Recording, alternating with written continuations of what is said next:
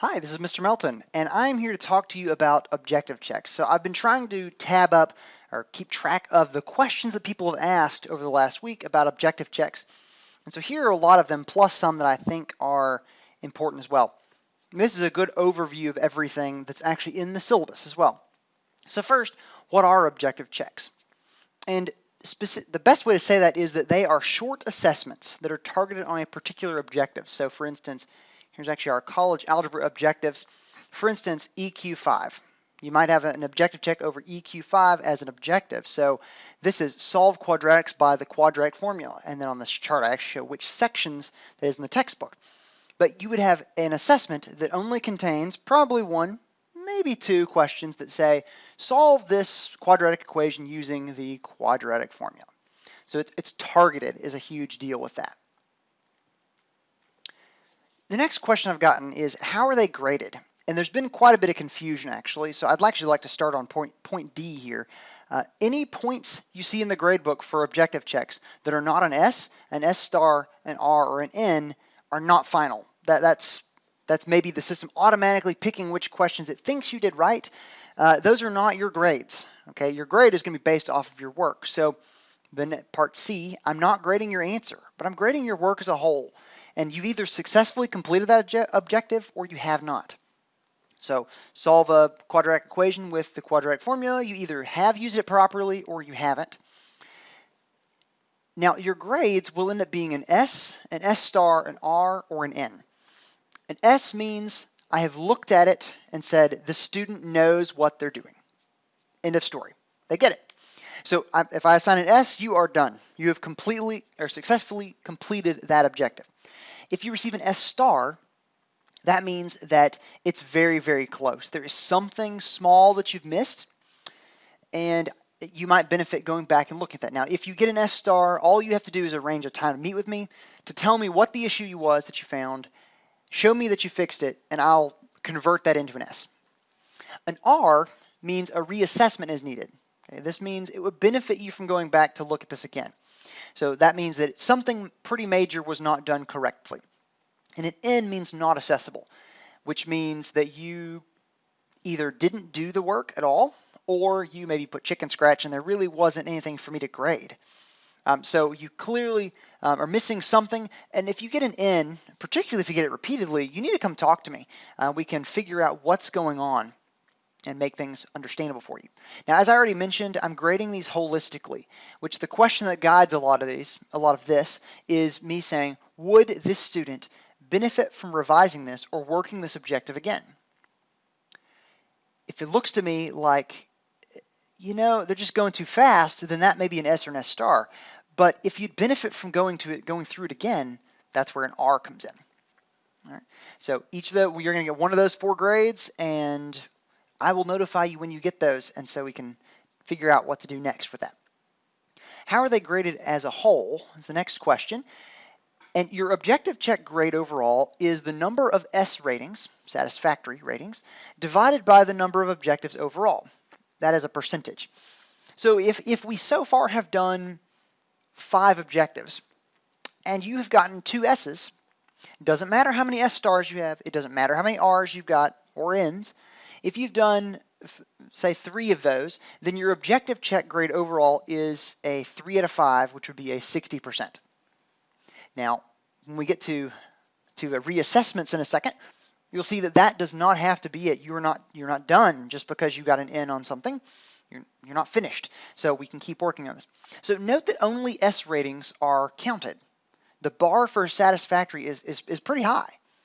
The bar for satisfactory is pretty high, but the question is, what do you do when you're not happy with how you did on an objective check? If it turns out you didn't know how to do that skill as well as you thought you did, well, reassessments can happen in 2 ways. You can wait till the next objective check time, or you can schedule a special objective check time that I set up with you. Either of these requires submitting the reassessment request form, and I'm going to point to this. It's actually in our LMS. It's right here, objective check reassessment request form. Now, I'm not going to walk through it, but it is a Google form. It's a Google form that has you say what class you're in, what your name is, which unit, and then ultimately which objective you want to look at. Now, if you submit that, I'm going to reach out to you and arrange that time. So if you wait until the day before or the second before you want to take it, you may not get an email back immediately. So be sure and give about a day just to make sure that I have plenty of time to get back with you and arrange those things. When the arranged time or when the next objective check time comes, you're going to choose the appropriate objective check and use another attempt by clicking a button that may say retake or reassess or something like that.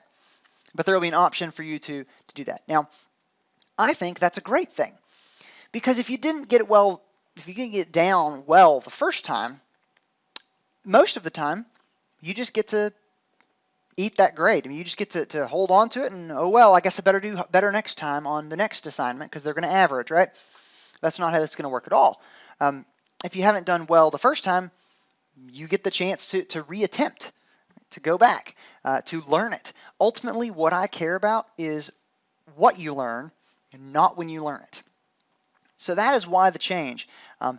I have seen too many students suffer because the way the grades are set up is you learn it, oops, you didn't do well, let's move on and forget it.